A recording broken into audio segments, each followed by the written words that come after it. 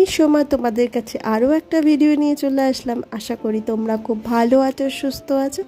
আর দেখো, আজকে আমার মর্নিংয়ে মন আর আমার স্কুলে গেছে। আজকে স্কুল গেছে, ওদের টিফিনও বানানো কমপ্লিট হয়ে গেছে। আর আমি এখন টিফিন খাওয়ার পর যে বাসনগুলো থাকতো সেগুলো মেজে নেব। আর এদিকে রান্নাও করতে হবে, হাজবেন্ড অফিসে যাবে। আর এদিকে আমার ঘরও গোছাতে হবে। সব টাইম টু টাইম আমাকে ম্যানেজ করতে হবে। তো আমাকে এই টাইমের মধ্যে ম্যানেজ করে 10:30 কি 10:45 মধ্যে আমাকে ঘর থেকে বেরাতে হবে, ওদেরকে নিয়ে আসতে। তো দেখো আমি কীভাবে টাইম মেনটেন করে যতদূর করার চেষ্টা করছি। আর এখানে দেখো আমি নুন, হলুদ, তেল আর গোলমরিচ লাগিয়ে রাখলাম। এটা হচ্ছে পাবদা মাছ। তো একটু তেল লাগিয়ে রাখলে কী হয় বলো তো, ফুটলেও অসুবিধা হয় না, মাছগুলো গায়ে অতটা ফুটে আসে না, তো মাছগুলো ভালোও থাকে।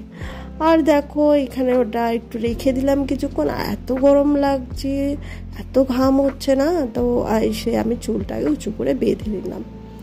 তারপরে এবার হাউসটা ক্লিন করব।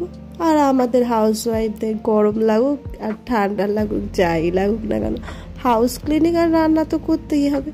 তো সেই ক্লিনিংয়ের জন্যই লেগে পড়লাম। আর রান্না না করলে খাবো কি করে? তো দুটোই তো আমাদের প্রয়োজন না, তো এগুলো তো কাজ করতেই হবে।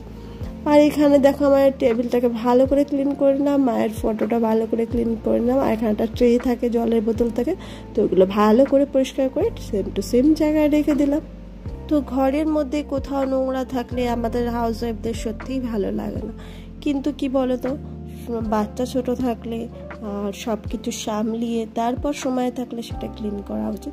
আর প্রত্যেক দিন যদি তুমি সব কিছু নিয়ে বসে পড়ো তাহলে কিন্তু খুবই মুশকিল হয়। এক একদিন এক একটা টাইম মেনটেন করে তুমি যদি এক একটা ক্লিন করো তাহলে তোমার সুবিধা হবে। যেমন ধরো আজকে আমি এই জিনিসটা ক্লিন করবো, এই রুমটা পরিষ্কার করবো, আর পরের দিন আবার অন্য রুমটা পরিষ্কার করলাম। তো এরমভাবে করলে আমাদের টাইমটা ম্যানেজ হয়ে যায়। কিন্তু বাকি কাজগুলো তো তোমাকে করতেই হবে, যেমন খাওয়া, বাকি যেগুলো দরকার এভরিডে তো করতেই হবে। আর যেটুকু ক্লিনিং তোমার উপর সম্ভব সেটুকু আমরা এভরিডেই করে নিই। আর দেখো এখানে যেটুকু পারছি আলমারির সামনেটা একটু মুছে নিলাম, আর জানলাগুলো পরিষ্কার করলাম। আর প্রচুর পরিমাণে এত ধুলো পড়ে, তুমি রেগুলারে তোমার ধুলো পড়ে, তো রেগুলার পরিষ্কার করে নিই যতদূর সম্ভব। আর এদিকে দেখো আলমারিটাও একটু পরিষ্কার করে নিলাম, দরজাটাও একটু পরিষ্কার করে নিলাম। দরজার মধ্যে দেখো একটা বেবির ফটো আছে, এটা মন আর ওম মনের হওয়ার আগে পিকচার, তো ওদের হওয়ার আগে। তা মন যখন আসবে পৃথিবীতে তার আগেই আমরা কিনেছিলাম এটা, তো সেটা লাগিয়েছিলাম যখন আমি প্রেগনেন্ট ছিলাম, তখনকার এটা পিকচার। তো সেহেতু ওরা না এটা ছিঁড়ে ফেলেছে একদিন টান দিয়ে, তো এটা আমি ফেলতে চাই না, রেখে দিতে চাই, কারণ এটা একটা বিশাল বড় একটা মুহূর্তের একটা রয়েছে। তো সেই জন্য এটা একটা মা হওয়ার বিশাল মানে আগের যে একটা অভিজ্ঞতা, সেই একটা স্মৃতি, তো এটা তো আর ফেলা যায় না, যতদূর সম্ভব থাকবে। আর ওদের ছেলেও বলে খুবই বকা দিয়েছিলাম, তো এখন রয়েছে। আর এখানে দেখো চলে আসলাম রান্নাঘরে সবজিগুলো কাটতে। আমার ঘর যতটুকু পারি ক্লিন করে নিলাম। আর এবার আমি রান্না করব। দেখো আজকে একটা সজনে ডাঁটা, কুমড়ো, বেগুন, মিষ্টি আলু টালু দিয়ে একটা মাখা চচ্চড়ি করব সর্ষে পোস্ত দিয়ে। আর করব পাবদা মাছ। যেখান থেকে আমার ভিডিওটাকে দেখছো, যদি ভালো লাগে, মনে করো যোগ্য, তাহলে অবশ্যই আমার চ্যানেলটাকে সাবস্ক্রাইব করো, পাশে থেকো। নেক্সট আরও ব্লগ তোমাদের কাছে চলে যাবে। আমি আমার রেগুলার যে কাজকর্ম ব্লগ তোমাদের দিই, তো এটা রেগুলার মেনটেন না হলেও 2-3 দিন বাদে বা 4 দিন বাদে দেওয়ার চেষ্টা করি। তো সাবস্ক্রাইব করে থাকলে আমার যখন সুবিধা সেই বুঝে দিতে হয়, কারণ দুটো বাচ্চা নিয়ে জানোই তো, তো আস্তে আস্তে টাইম মেনটেন করে দেওয়ার চেষ্টা করব। তো এখানে দেখো আমার সবজিগুলো কাটা হয়ে গেল। আর এখানে আমি কড়াইটাও বসিয়ে দিলাম। তো বেশি কিছু রান্না করার সময় হবে না, তার মধ্যেও যতটুকু পারি ততটুকুই করে, হাজবেন্ডও খেয়ে অফিসে যাবে। তো এখানে রেডি করে নিলাম সবজিটা। তো যাই হোক না কেন, এই টাইম মেনটেন করে কাজ করাটা, যেটা বলছিলাম, টাইম মেনটেন করে কাজ করাটা আমাদের প্রত্যেকটা ওয়াইফের দরকার, নাহলে সারাদিন সংসারে কাজ করতে সময় চলে যাবে। তো কিছুটা নিজেকেও দেওয়ার দরকার সময়, কিছুটা রেস্ট বা কিছু, তো সেটা দরকার। আর এত গলা শুকিয়ে যাচ্ছে, জলটা খেয়ে নিলাম। থেকে নিয়ে আসলাম এখন, স্কুল থেকে নিয়ে এসে দেখো ওরা কি করছে, দেখো তো এক্সারসাইজ করছে।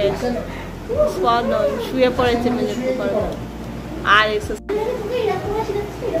এখন অনেক কাজ বাকি রয়েছে, ওগুলো করবো। কি রোদের তাপ, বাইরে গরম, বাইরে বেরোনো মানে। তারপরে এখন বাকি কাজগুলো করতে হবে। বাবা খেয়ে দিয়ে অফিসে চলে গেছে, তো এখন বাকি কাজগুলো স্টার্ট হবে, দেখতে পাবো।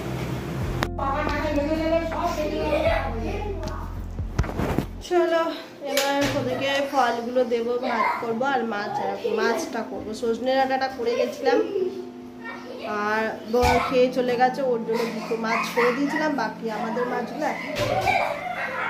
আর এদিকে ফল নিয়ে নিচ্ছি ওদের জন্য। এখন ফল খাবে, কলা, আপেল আর লেবু। এখন কলা খাবে, আপেল খাবে আর লেবু খাবে। তো দেখতে থাকো ভিডিওটা, আশা করি তোমাদের ভালো লাগছে। ভালো লাগলে আমার চ্যানেলটাকে সাবস্ক্রাইব করো, পাশে থেকো। স্কুল থেকে এসে খারাপ খেলতে শুরু করে দিচ্ছে, বলছি তুমি রেস্ট কর, রেস্ট করবে না।